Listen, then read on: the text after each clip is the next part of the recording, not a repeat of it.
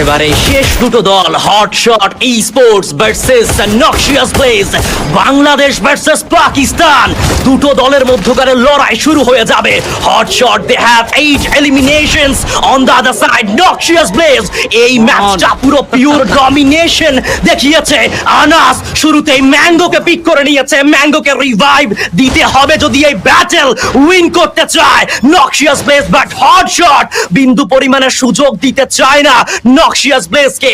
ম্যাঙ্গোকে এখনো পর্যন্ত রিভাইভ করা পসিবল হয়ে ওঠেনি। স্টার্স, সাজিদ, আনাস সবাই অপেক্ষা করছে। Nerve control, trigger control, everything এই মুহূর্তে আমরা লক্ষ্য করতে পারছি। জোকার ভিন্ন অ্যাঙ্গেল থেকে ড্যামেজ ডেলিভার করা ট্রাই করবে। একটা ভালো র্যাপিড ফ্রিডম থ্রো করা হয়েছে আনাসের সাইড থেকে। Joker he is in pressure, but cyclone close range entry করেছে মনস্টার ট্রাকের মাধ্যমে। ম্যাঙ্গো তাকেও আমরা ভেতরে ঢুকে যেতে দেখতে পারবো। আনাস ভালো কাউন্টার করেছে, ম্যাঙ্গো স্টার্সকে নক করবে। কিলটা করেছে confirm. Now the battle is 2v4 1v4।